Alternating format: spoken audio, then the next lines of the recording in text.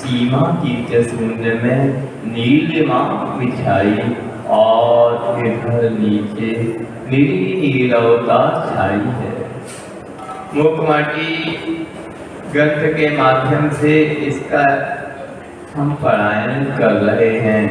तो माटी किस प्रकार धरती माँ के व्याख्यान से अभिभूत हुई है उसका ही वर्णन है। वह जो धरती माँ ने उसे निर्देश दिए, मार्गदर्शन किया है, उससे वह बहुत उपकृत है, आनंदित है, आह्लाद है। उसके अंतरंग में एक ऐसी अनुभूति हुई है कि वह उसके जीवन में पहली बार इस प्रकार का अनुभूति का दर्शन हुआ है, अभूतपूर्व। वही भाव कह रहे हैं। तो इस प्रकार कब यह परिणति होती है? तो जैन आगम में, जैन दर्शन में उसके लिए भी व्यवस्था बताई गई है। जब कोई अनादिकालीन संसार में भटकता कोई प्राणी अपने संसार भटकन से व्यथित होकर किसी योग्य गुरु के समीप जाता है और उन गुरुओं के माध्यम से अपने जीवन में मार्गदर्शन की अपेक्षा मांगता हुआ, करता हुआ, उनसे कुछ संबोधन की चाह रखता है, उनसे संबोधन के लिए निवेदन करता है कि हे गुरुवर, हे भगवान, मेरा यह संसार चक्र मिट जाए, ऐसा कुछ संबोधन हमें दो। संसार में भटकते भटकते ना जाने कितना काल व्यतीत हो गया, यह भटकन कब मिटेगी, यह कष्ट कब दूर होंगे आदि सभी व्यथा वह गुरु के समक्ष कहता है। और गुरु भी उसे आसन्न भव्य समझकर, वह क्योंकि गुरु तो दया के निधान होते हैं, कृपालु होते हैं, उसके लिए मार्गदर्शन देते हैं और वह मार्गदर्शन ही उसके लिए उपदेश होता है। तो संसार परिभ्रमण में संसारी जीव, जो कि जिसको आगम की भाषा में मिथ्या दृष्टि भी कहते हैं, अनादि मिथ्या दृष्टि, वह जीव अपने उस संसार परिभ्रमण से व्यथित होकर देव शास्त्र गुरु की शरण में आकर अपनी श्रद्धा जो विपरीत थी उसको सही करने के लिए मार्गदर्शन चाहता है। और वही मार्गदर्शन सम्यक दर्शन की प्राप्ति के पूर्व जो 5 लब्धियां हैं, उसमें क्षयोत्सम लब्धि, विशुद्धि लब्धि, देशना लब्धि और कायोग्य लब्धि और अंतिम करण लब्धि के रूप में यह मिथ्या दृष्टि डरता हुआ सम्यक की प्राप्ति की ओर उन्मुख हो जाता है, सच्ची श्रद्धा उसे प्रकट हो जाती है। तो यह उपदेश उन 5 लब्धियों में देशना लब्धि का ही है कि वह किस प्रकार भगवान की वाणी को सुनकर अपने कर्मों को धोता हुआ, पापों को धोता हुआ कितना हल्का हो जाता है कि उसे लगता है कि उसके विगत जीवन में ऐसा हल्कापन कभी आया ही नहीं। तो सम्यक दर्शन प्राप्ति की यह विशेषता ही है। जब वह करण लब्धि आदि के पहले ही कायोग्य लब्धि या क्षयोत्सम लब्धि या विशुद्धि लब्धि में अपने परिणामों को ढालता है, कभी उसके कर्मों के सागर प्रमाण जो कर्म थे वह चुल्लू भर जल के समान हो जाते हैं। कोड़ा कोड़ी 70 कोड़ा कोड़ी का मिथ्यात्व का बंध जिसने किया वह भी सम्यक दर्शन के उन्मुख होता है। तो वह 70 कोड़ा कोड़ी की कर्म की स्थिति को अंतः कोड़ा कोड़ी के अंदर ला देता है। तो यह देशना आदि 5 लब्धियों की ही विशेषता है कि वह गुरुओं के प्रति समर्पित होकर अपने जो आत्मा के साथ अनादिकाल से कर्म का चक्र लगा है उसको हल्का कर देता है, लघु लघुतम की ओर हो जाता है। और इतने हल्के होने के बाद उसको जो अनुभूति होती है, क्योंकि आपने देखा होगा कोई बहुत बड़ा बोझ लेके अपनी यात्रा कर रहा है और बोझ लेते लेते उसको उसका अभ्यास हो गया, उसमें वह समझकर कि यह बोझ उसका ही है, उसके लेके चलना है हमेशा, और फिर कभी वह बोझ उसके सिर से उतर जाता है तो उसके बहुत हल्कापन महसूस होता है।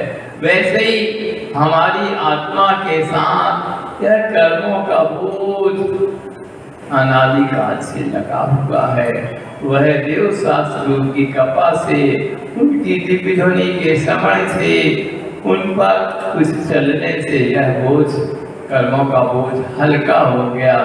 अब आगे गुरुदेव उसी बात को अपने शब्दों में कहते हैं। कैसा कुछ अद्भुत अनुभूत हुआ है वही बात सुनते हैं। बाहरी दृष्टि से और बाहरी सृष्टि से अछूता सा कुछ भीतरी जगत को छूता सा लगा, अपूर्व अशुभ पूर्व यह मार्मिक कथन है माँ। जो माने माटी को उद्बोधन दिया है वह कैसा है, यह माटी कह रही है बाहरी दृष्टि से। बाह्य जगत जो देखता है, जिन आंखों से देखता है संसार को, उस दृष्टि से भी पृथक और ऊपर जाके, और बाहरी दृष्टि से संसार में हमें क्या दिखता है, संसार में जो भी दिख रहा है वह सब पौद्गलिक भंडार है, उद्गल का ही साम्राज्य है। आत्मा तो हमें दिखलाई ही नहीं देती है। तो जो भी यन्मया दृश्यते रूपम तन्न जानाति, वह कुछ नहीं जानता। अथवा अचेतन विदम दृश्यम, जो भी दिखलाई दे रहा है वह अचेतन है, और चेतन तो दिखलाई ही नहीं देता। तो जो बाहरी दृष्टि से और बाहरी सृष्टि से अछूता सा कुछ भीतरी जगत को छूता सा लगा। हम अभी तक हमारी दृष्टि बाहर की ओर थी, बाहर के पदार्थों को ही हम दृष्टि का विषय बना रहे थे, और आंखों के माध्यम से वह बाहरी द्रव्य पुद्गल द्रव्य ही दिखलाई देता है। जो बाहर की सृष्टि है वह वही है, चाहे आपके घर के भोगों की सामग्री हो अथवा जगत की विलासता की कोई भी सामग्री हो, वह सब उद्गल द्रव्य का ही परिवर्तन है। आप देखते हैं ये आजकल क्या होता है, उसको प्लास्टिक को रिसाइकिल कर देते हैं ना। कोई आइटम था प्लास्टिक का, कोई पुराना हो गया, टूट फूट गया, तो प्लास्टिक के ढेर में उसको तब्दील करके पुनः जहाँ प्लास्टिक की फैक्ट्री आती है वहाँ उसमें डाल के पुनः रिसाइकिल करके कोई अच्छा आकर्षक आइटम बन जाता है। पर टूटा फूटा जो हमें आकर्षित नहीं कर रहा था, अब एक ऐसा उसी मशीन में डाल के ऐसा आइटम बन गया कि वह उससे हम आकर्षित होने लगे। तो जो रिसाइकिल की प्रक्रिया आप मशीन देख रहे हैं ना, यह उद्गल में अपने आप सहज रूप से घटित होती है। मशीन तो उन चीज़ों को अपनी स्पीड से, अपनी गति से कुछ जल्दी कर देती है। पर जैसे हम देखते हैं वृक्ष है, वृक्ष में आग लग गई किसी कारण से, अंगारों का ढेर बन गया, फिर अंगारे भी और प्रज्वलित होकर राख का ढेर बन गया। अब राख भी कुछ दिन उपरांत माटी के रूप में हो गई, उसी माटी में कोई बीज पड़ गया, पुनः वृक्ष हो गया। तो पुद्गल का यह परिवर्तन अपने आप चलता रहता। एक तो वह पुद्गल का परिवर्तन स्वाभाविक रूप से है, और एक पुद्गल का परिवर्तन कैसे है, जो जीव द्रव्य से जुड़न से होता है। जीव द्रव्य के जुड़न से कैसे होता है, जीव और पुद्गल दो मिलके ही आश्रव और बंध की प्रक्रिया चलती है। अकेले शुद्ध जीव द्रव्य में कभी बंध और आश्रव नहीं होगा, अकेले पुद्गल में भी बंध आश्रव नहीं है। यह तो दो के मेल से होता है। तो उन दोनों जीव और अजीव तत्वों के मिलन से यह बंधन और आश्रव की प्रक्रिया चलती है और उसी आसवबद्ध की प्रक्रिया को रोकना ही हमारा पुरुषार्थ है कि यह प्रक्रिया कैसे रुके। तो उसी के लिए धरती माँ माटी को संबोधन किया और वह संबोधन उसको अंतरंग तक ऐसा उतर गया। वही कथन माटी यह कह रही है कि जो मार्मिक कथन है ना, यहाँ लिखा आचार्य ने कि बीती जगत को छूता सा लगा अपूर्व, इसके पहले कभी घटित नहीं हुई थी वह घटना, इसलिए अपूर्व है। अश्रुतपूर्व, कभी उसको कहीं सुना नहीं गया था। श्रुतपूर्व मतलब पहले सुना गया, श्रुतपूर्व मतलब कभी वह घटना सुनी भी नहीं गई। तो यह घटना कैसी है, अपने अंतरंग को भी हिला देने वाली है। अपने अंतरंग हृदय को जो 5 पापों में डूबा हुआ था, बाहरी जगत ही उसको आकर्षित करता था और उन्हीं आकर्षणों में वह हमेशा लगा रहता था। उसकी दृष्टि बदल गई है, अब बाहर से उसकी दृष्टि भीतर आ गई है, तो वह उसको भीतर तक परिवर्तन में हेतु बनी है। उसके मर्म तक वह बात हृदयंगम हो गई है, हृदय में प्रवेश करने वाली हो गई है और हृदय के उन कपाटों को खोल दिया है धरती माँ की उस उद्गार ने, जो अभी तक खुले ही नहीं थे, वह भी कपाट खुल गए हैं। तो इसलिए इस अपूर्व अश्रुतपूर्व कथन को ही यहाँ माँ का मार्मिक कथन है। यह माटी ने स्वीकार किया है कि हे माँ, तुमने इस मार्मिक कथन को हमें दिया है, जो जिसने हमारे हृदय परिवर्तन के निमित्त के लिए बहुत अच्छा निमित्त बना है। तो उनके उन कथनों की प्रशंसा करते हुए वह धरती माँ के उपकारों का ही गुणगान कर रही है कि आप यदि यह उद्गार, यह उपदेश, यह देशना नहीं देती, या गुरु यह देशना हमें नहीं देते, तो हमारी जो बाहरी दृष्टि थी, बाहरी दृष्टि एक बार आचार्य शांति सागर जी के ऐसे ही वाचना चल रही थी, तो मिथ्या और सम्यक की बहुत चर्चा हो रही थी। वहाँ जैन और अजैन दोनों बंधु बैठे थे।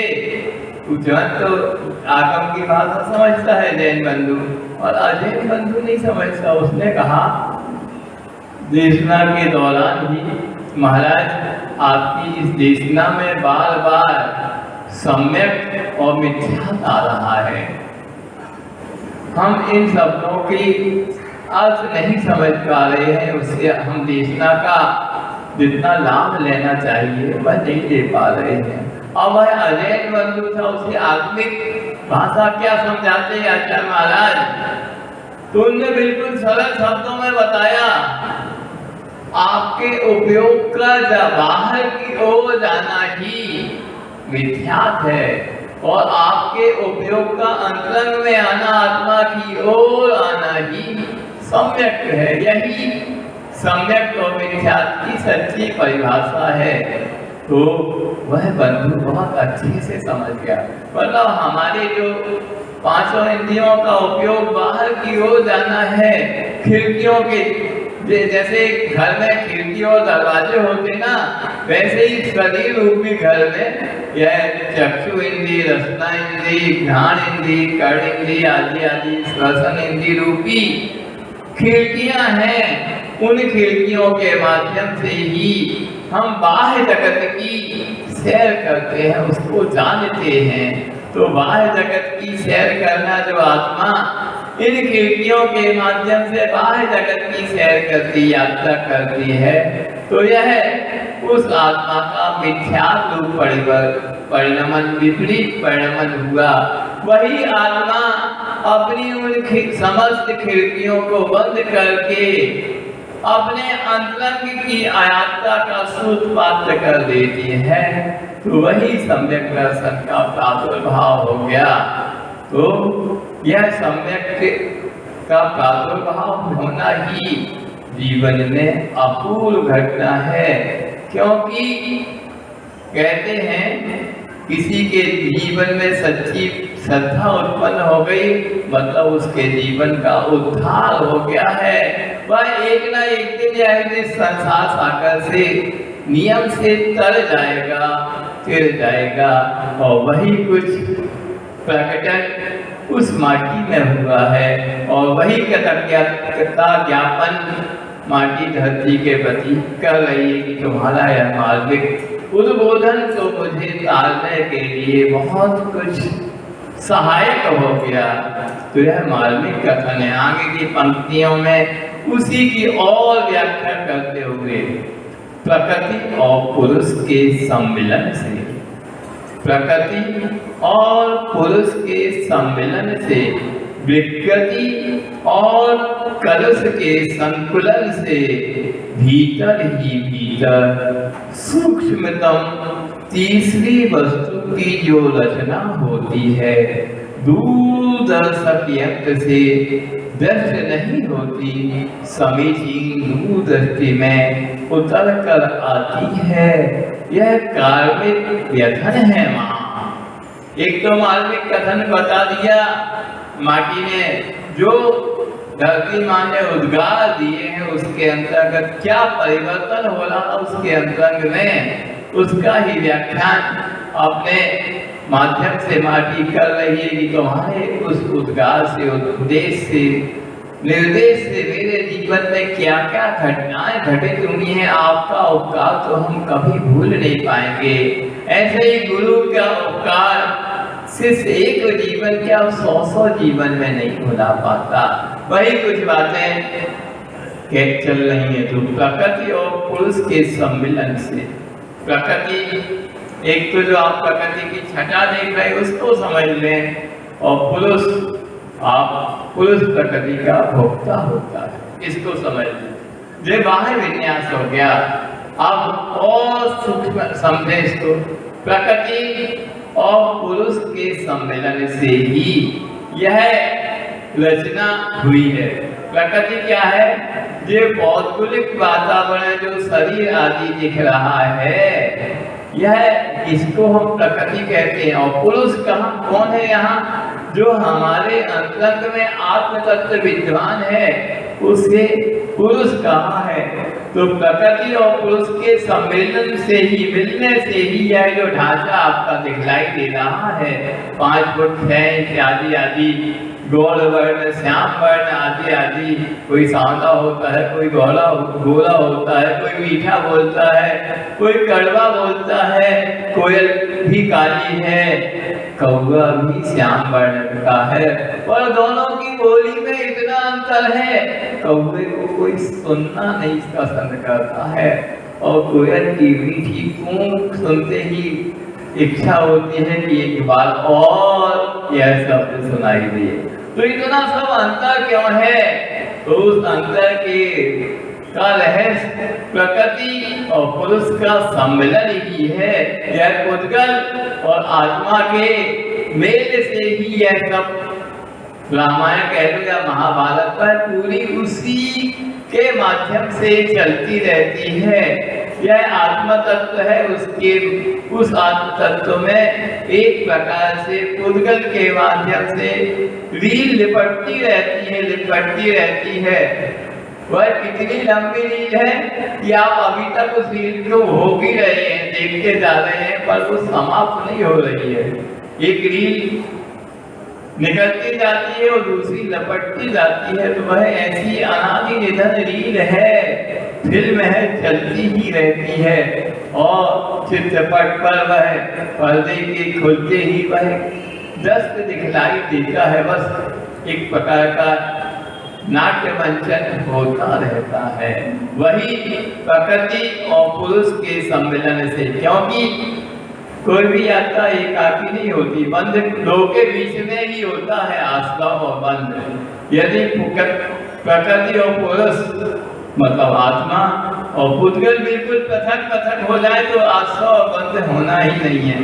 तो पृथक कब होते हैं? आश्रव को जब रोक दिया जाता है, नवीन कर्मों के आश्रव को, तो संबल हो जाता है और पुराने कर्म जो आत्मा से बंधे हैं उनको जलाने का नाम, खिलाने का, खपाने का, जलाने का नाम ही निद्रा है। और जब पूरा आत्मा से कर्म, पुद्गल कर्म पृथक हो जाते हैं तो मोक्ष हो जाता है। उस समय आत्मा बिल्कुल शुद्ध विशुद्ध दशा को, निर्मल दशा को प्राप्त हो जाती है। तो दोनों के मिलन से ही क्या होती है? दिक्कत आती है। एक में शुद्धता है, पुद्गल भी अपने आप में 100% शुद्ध है, आत्मा भी 100% शुद्ध है। दोनों का जब मिलन होता है अशुद्धि तब आती है।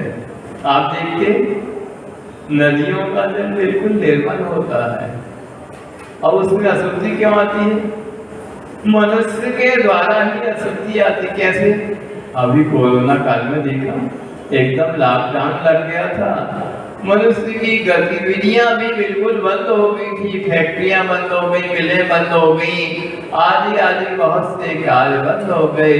तो उन नदियों में जो गंदगी मिलती थी वह भी मिलना बंद हो गई और उन नदियों में जो गंदगी का प्रभाव था, नाले आदि और भी फैक्ट्रियों की जो गंदगी थी, प्रदूषण था, वह भी वहां जाके बह के नहीं मिला, तो नदियां बिल्कुल स्वच्छ हो गईं। तो गंदगी कहाँ से आ रही थी? आपकी ओर से। वैसे ही आपकी विकृति के कारण ही आप पुद्गल से आत्मा का पथ होता है। वैसे पुद्गल भी शुद्ध है, आत्मा भी शुद्ध है। तो दोनों के संयोग से ही यह प्रक्रिया होती है, नहीं तो दोनों शुद्ध हैं। और विकृति कैसे होती है? यूं समझ लें, तत्व सूत्र में एक सूत्र आता है 6ठे अध्याय में, काय वांग मनः योग, मनः कर्म योगा। मन वचन काय के कर्म को ही क्या कहते हैं? योग। मनोयोग कह लो, वचन योग कह लो, काय योग मतलब शरीर संबंधी जो योग होता है।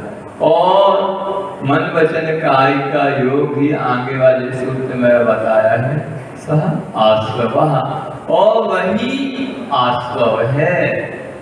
योग क्या है यह समझ लें। आत्मा के प्रदेशों का संचरण, हिलन डुलन का नाम ही योग है।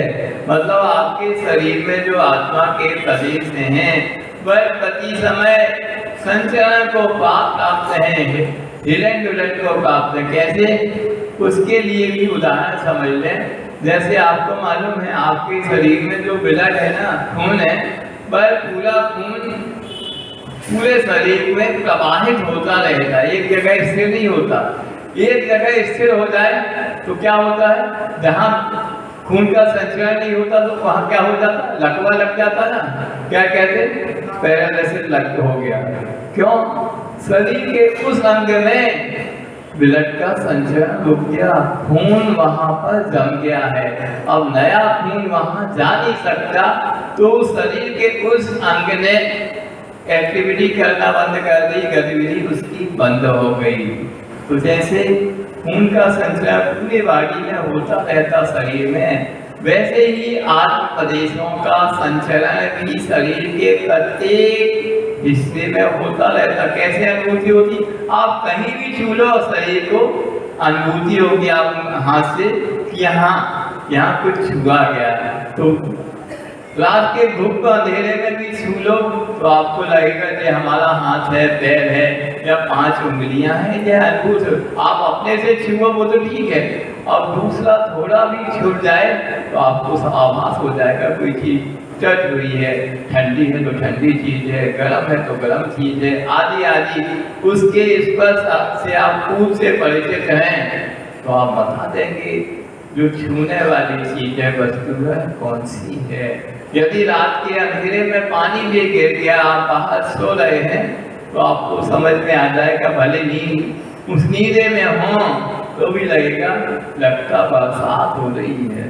तो ऐसा आभास आपको हो जाता है, क्योंकि शरीर के पूरे शरीर में आत्मा के प्रदेश संचरण करते रहते, तो उसके द्वारा हम ज्ञान तत्वों से सभी बातें समझ लेते हैं अपने ज्ञान के केंद्र से। तो वह योग जो है, योग के माध्यम से ही मन वचन और काय के योगों के माध्यम से ही कर्मों का आना होता है। यह समझ लिया आपने। कर्म हमारे आत्मा के पास कैसे आते हैं? हमारे 3 योगों से, मन योग, वचन योग और काय योग के माध्यम से आते हैं। आगे तत्वासूत्र के 6ठे अध्याय के अगले सूत्र में ही उमा स्वामी महाराज कहते हैं कर्म को आना तो मन वचन काय योग से होता है, पर लोग कहते हैं कुछ पाप कर्म आते हैं, कुछ पुण्य कर्म आते हैं, कुछ अच्छे कर्म होते हैं जिसका हमें उदय पे अच्छी फीलिंग होती है उदय होने पर, कुछ बुरे कर्म आते हैं उदय में जिनके उदय में आने से हमें अच्छी फीलिंग नहीं होती, बुरी फीलिंग होती है। क्या है, कैसे बनते हैं कर्म? एक से नहीं होते, कैसे बनते हैं? तो जैसे आप परिणाम करेंगे वैसे कर्म बनेंगे। तो अगला सूत्र है शुभ पुण्यस्य अशुभ पापस्य। शुभ मनो वचन काय की प्रवृत्ति से पुण्य कर्मों का आना होता है, और अशुभ मन वचन काय की प्रवृत्ति से पाप कर्मों का आना होता है। आप जैसा मन में सोचेंगे, आप दूसरे के बारे में या भगवान की स्तुति मन में कर रहे हैं तो शुभ मन है। वचनों के माध्यम से भगवान की स्तुति पूजन आदि कर रहे हैं तो शुभ वचन योग है। अब द्रव्य भी चढ़ा रहे हैं पूजन के साथ साथ हाथ से, तो शुभ का योग है। मतलब मनोयोग भी शुभ है, वचन योग भी शुभ है, और काय योग की परिणति भी शुभ चल रही है। तो इनके माध्यम से शुभ पुण्य से, पुण्य मतलब अच्छे कर्मों का आना होगा, अच्छे कर्म आपके आत्मा के साथ बनेंगे। अब अशुभ क्या है? मन से हम किसी के बारे में बुरा सोच रहे हैं कि देखो ये हमारा पड़ोसी है, आज का देखो, अभी तो हम इसकी एक छोटी सी कुटिया थी, एक ही मंजिल मकान था, देखते ही देखते इसमें 4 और 5 तांजी हमसे भी ऊंचा उठ गया। बताओ कैसा है? उसके प्रति आपके अंतरंग में ईर्ष्या जलन के जो भाव हो रहे हैं, देखते हैं इसकी कैसे 5 मंजिल में 6 और 7 तान दूंगा, जो ईर्ष्या जलन के जो भाव हो रहे हैं, यही अशुभ की मनोवृत्ति है। या किसी ने आपके साथ बुरा बर्ताव कर दिया, अब आज तो आपकी स्थिति नहीं है कि उसका प्रतिकार कर सकें, बदला दे सकें। आज तो अभी तो मैं कमजोर हूँ, जब बलवान होगा तो इसका बदला जरूर लूंगा। जो मन में ये प्रवृत्तियां चल रही, मन में विचार चल रहे हैं, यही अशुभ मनोवृत्ति है। हम कुछ नहीं कर रहे हैं पर पाप को कर रहे। अभी हम किसी को मार नहीं रहे, पीट नहीं रहे, पर आगामी योजना तो बना ली है। अथवा कुछ नहीं कर रहे, आप किसी को शरीर के माध्यम से मार भी नहीं कर रहे, पीट भी नहीं रहे हैं, और वचनों के द्वारा किसी को अपशब्द भी नहीं कह रहे हैं, फिर भी क्या हो रहा है? कोई मारपीट मारधार चल रही है, हम उस दृश्य को देखकर उसकी मन ही मन अनुमोदना कर रहे हैं, तो भी ये अशुभ मनोयोग हो गया। और दिन भर में क्या करते? महाराज जी मोबाइल में नेट पे और कुछ नहीं करते, यही आता है स्मार्टफोन में, उसमें क्या क्या नहीं डला रहता है। नेट पे सब कुछ उपलब्ध है। 5 पापों की सामग्रियां उसमें है, हिंसा, झूठ, चोरी, कुशील और परिग्रह की जितनी सामग्री संसार में हो सकती है उससे भी ज्यादा विविध सामग्रियां उसमें आ गई आज के दिन। क्या अब बड़े तो बड़े, छोटे छोटे से बच्चे भी कार्टून देखते तो कौन से वही मारधार वाले, जिसमें एक व्यक्ति दूसरे को मार रहा है, बॉक्सिंग कर रहा है, ये कर रहा है, और बच्चे आनंदित होते हैं। क्या है ये?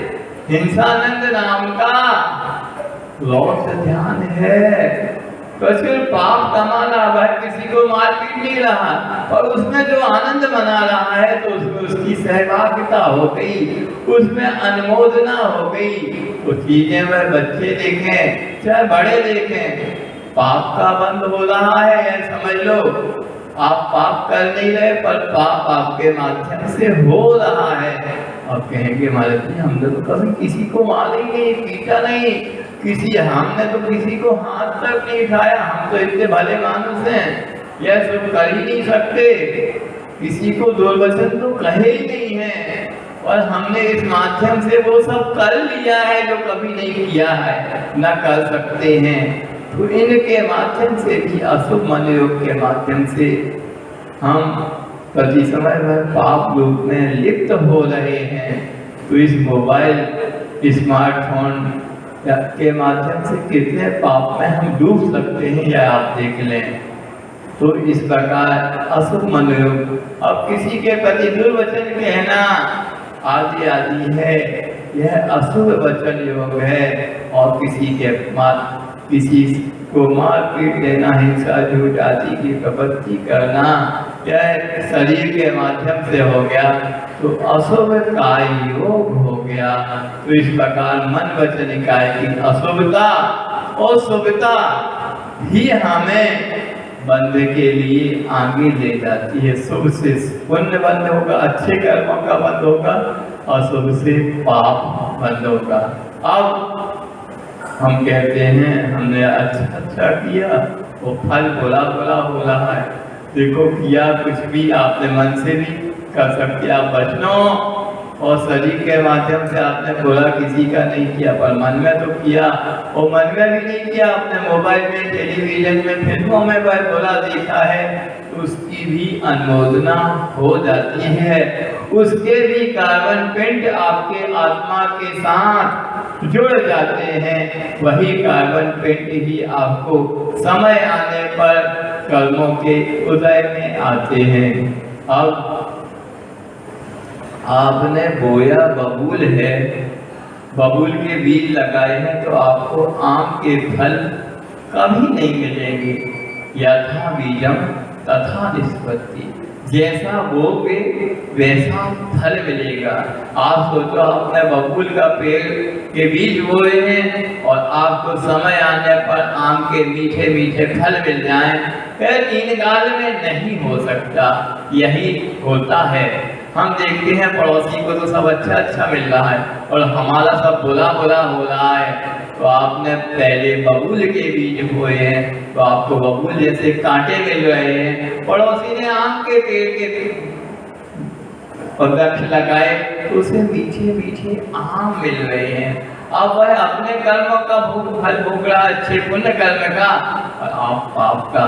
तो इसमें जलने भुनने की बात नहीं है। आप तो अपने कर्म के परिपाक बंध पहले किया था, उसका चिंतन करो। यहाँ उसने कुछ पूर्व में अच्छा किया है, देव शास्त्र गुरु की स्तुति बंदन पूजन आदि की है, तो उसका फल उसे अच्छा मिल रहा है। और हमने कुछ बुरा किया है, लोगों का बुरा सोचा है, इसलिए उसका परिपाक हमें पाप कर्म रूप मिल रहा है। अब हम उसके परिपाक में अभी भी हम पड़ोसी से जलेंगे तो आगामी कर्म पुनः पाप ही बांधेंगे। तो यह योगों की विकृति ही हमें कर्म बंध में कारण बनती है। और एक और कर्म बंध में दूसरा हेतु है, उसको भी हम समझ लें। विकृति के साथ आचार्य श्री ने यहाँ एक कलुष शब्द भी दिया है। विकृति और कलुष के संकुलन से, अकेले विकृति से बंध नहीं होगा, अकेले कलुषता से नहीं होगा। विकृति और कलुष तो थोड़ी साहित्यिक शब्द हैं, इस शब्दों की हम थोड़ी आत्मिक व्याख्या आत्मिक शब्दों के माध्यम से समझ लें। तो विकृति तो हो गई योगों की परिणति। अब कलुषता क्या है? हमारे कसाय रूप परिणाम ही हमारे कलुषता है। आगम में एक गाथा आती है, जैनागम में, योगा पैडी पदेशा, योग के माध्यम से प्रकृति और प्रदेश बंद होता है। जोगा पैरी पदेशा ठिदी अनभाग दो कसाय दो होती। स्थिति और अनभाग बंद कसायों के माध्यम से होता है। तो जो कसाएं हैं वो हमारी आत्मा की वही कलुष रूप परिणाम हैं, उनके माध्यम से ही हम जो कर्म मानते हैं उसमें स्थिति मतलब ड्यूरेशन, कितने समय तक वह कर्म फल देगा उसका नाम है स्थिति। अनभाग उस कर्म फल देने की शक्ति का नाम ही अनभाग है। प्रकृति क्या है? उसका स्वभाव, उस कर्म का स्वभाव क्या है? वो प्रकृति हो गई। उसकी मात्रा कितनी है वह प्रदेश हो गया। एक माध्यम से हम समझते हैं निम्बस का प्रकृति कटुकता। नीम की प्रकृति क्या है? कटुका, कड़वापन ही नीम की प्रकृति है, वह स्वभाव है। इसी प्रकार हमारे 8 कर्मों में ज्ञानावर्णी है। ज्ञानावर्ण से क्या प्रकृति?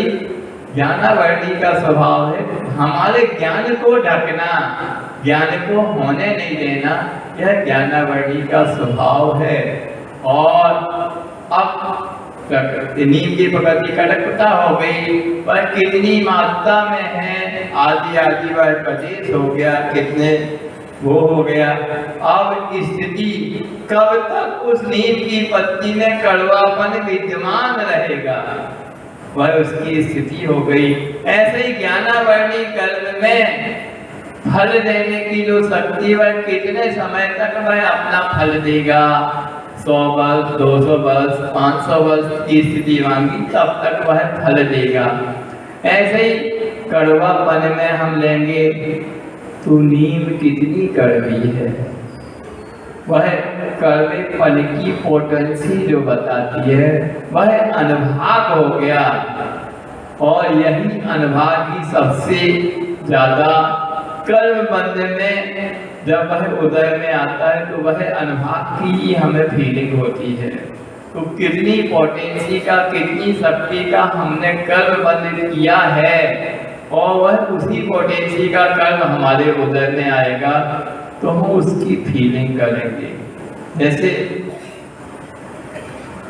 कड़वापन में हम थोड़ी तुलनात्मक अध्ययन कर लें, नीम, कांजीर, विष और हलाहल। नीम थोड़ी कड़वी है, कांजीर उससे ज्यादा कड़वी है, विष उससे ज्यादा मालक है और कड़वा है।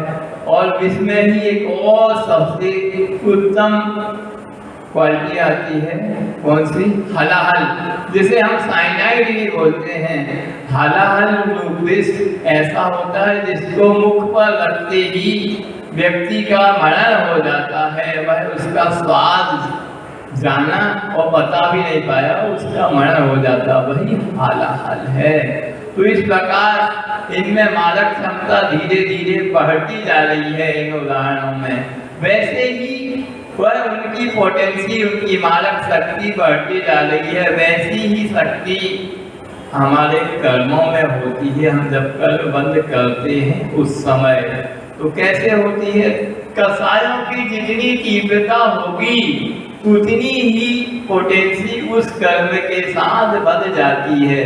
हम कसाय की तीव्रतम दशा में होंगे तो हम जो अनुभाग कसायों की शक्ति का बंद करेंगे वह भी तीव्रतम अनुभाग का बंद करेंगे।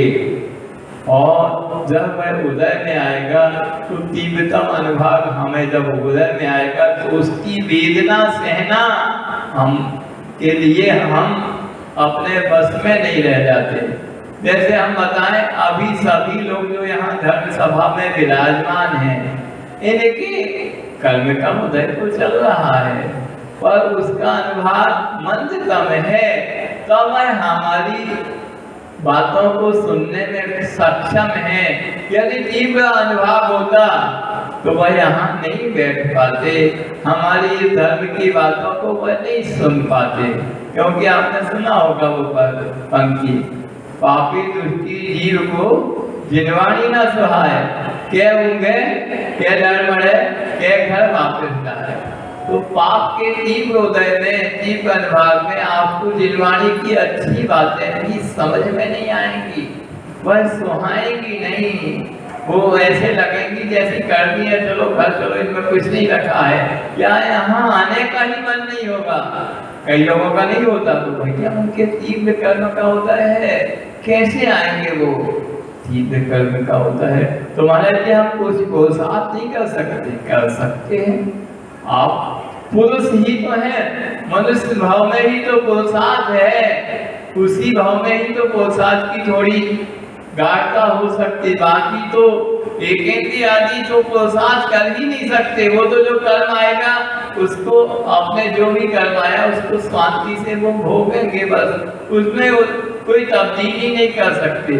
और मनुष्य अपने पुरुषार्थ के माध्यम से जो कर्म बांधा है उसमें बहुत कुछ परिवर्तन कर सकता है। उसी की अवस्थाओं को कर्म सिद्धांत की भाषा में अपकर्षण और उत्कर्षण कहते हैं। अपकर्षण मतलब हमने जिस विभाग और स्थिति का कर्म बांधा है उसको हम घटा के अपने पुरुषार्थ के माध्यम से, भगवान की पूजन भक्ति के माध्यम से, गुरुओं की देशना सुनने के माध्यम से, मान लो हमने 100 की पावर का 100 की शक्ति का कर्म बांधा है, हमने अच्छे कुछ गुण करे, मंदिर में बैठे थे, बस जिस समय उदय में आया था 100 की पावर में, और हम अच्छे कार्य कर रहे थे, मंदिर में बैठे थे, भगवान की पूजन कर रहे थे, गुरुओं के उपदेश का श्रवण कर रहे थे, तो 100 की पावर का कर्म उदय में आते आते उसने 40 की पावर का ही अपना फल दिया। जैसे अभी सुनने में आया था बहुत बड़ा साइक्लोन चक्रवात आने वाला था, चक्रवाती तूफान, और उसकी स्पीड लोग बताए थे 200 किलोमीटर, इतने किलोमीटर पर हवा की स्पीड से वह आएगा। आंध्र प्रदेश के समुद्री तट से वह प्रवेश करेगा और समुद्री तट के आसपास जो भी रहवासी लोग हैं, घर हैं, उनको सबको 100-200 किलोमीटर के एरिए में पूरे तहस नहस कर देगा। पर आते आते वह आंध्र प्रदेश के तट तक आते आते उसकी गति धीमी हो गई, तो उसको जिसका विकराल रूप उसको धारण करना था उस तूफान को वह नहीं किया, और छोटे में कम में ही नुकसान में वह निकल गया। यह तो हमने तूफान का उदाहरण दिया है।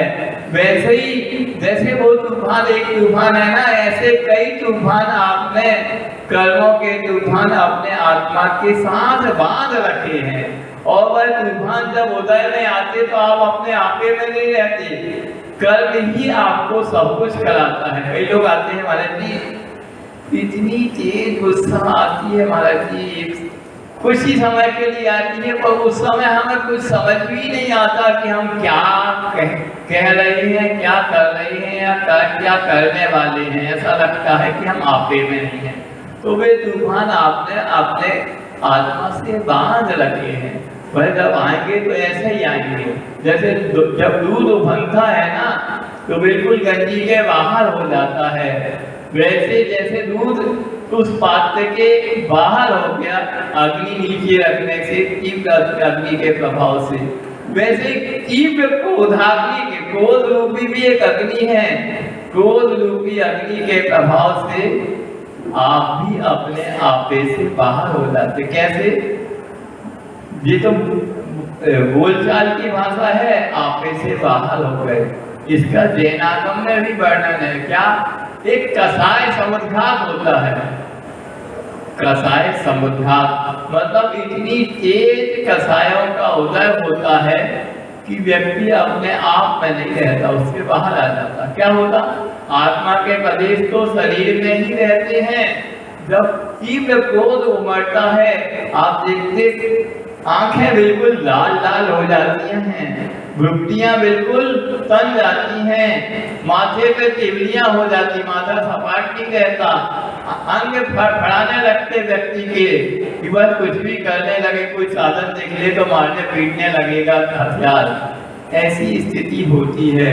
उस समय जिसको तीव्र क्रोध है, उसके कुछ आत्मा के प्रदेश शरीर से बाहर निकल जाते हैं। जैसे दूध बाहर बनाता ना, वैसे ही आत्मा इतने उफान पे होती, तूफान में होती कि उसके आत्मा के प्रदेश ही शरीर से बाहर आ जाते हैं। तो यही तूफान है, वह अपने आपे में नहीं है। यह कसाय का तूफान है, उस तूफान के बस में वह व्यक्ति हो गया है। पर उस स्थिति को भी नियंत्रित किया जा सकता है यदि उस नियंत्रण को, आत्मनियंत्रण को आपने सीखा हो। तो इस प्रकार अपनी आत्मा को नियंत्रित करते हुए उस कसाय की इतनी तेज पावर के रहते हुए भी, जो आपके साथ ऐसे कई पावर बंधे हुए आत्मा के साथ, समय समय पर वह अपना जब समय होता है तो उदय में आते हैं। आप जैसे भगवान की देश न सुनने आप सम्मोचन में गए, उतनी तेज पावर का कोई कर्म आ रहा था, वह आया आप देख रहे हैं, आप भगवान की बीचा की मुद्रा को निहार रहे हैं, उनकी दिव्य ध्वनि का पान कर रहे हैं। आपका उपयोग भगवान के दर्शन और उनकी दिव्य ध्वनि को स्मरण करने में है। उस समय कसाय रूपी वह तूफान आया अपने तीव्रता से, पर वह उदय में उतना प्रभावकारी नहीं रह पाया, क्योंकि उन सानिध्य का, साक्षात भगवान के सानिध्य का यह प्रभाव था कि आपका उपयोग भगवान की वाणी सुनने में था, उन बीतरा की भगवान के दर्शन करने में भी आपका उपयोग लगा हुआ था। तो वह कसाएं वह कार्य नहीं कर पाई, आई कुछ थोड़ा बहुत परिवर्तन करके ही चली गई। तो ऐसे पुरुषार्थ के माध्यम से जो कर्म है, उनके फलों में भी बहुत कुछ तब्दीली आप कर सकते हैं। हमारे चैनल से जुड़ने के लिए सब्सक्राइब बटन पर क्लिक करें और बेल आइकन में ऑल को क्लिक करना ना भूलें, ताकि आप हमारे चैनल से जुड़े किसी भी अपडेट को मिस ना कर पाएं। जय जिनेंद्र।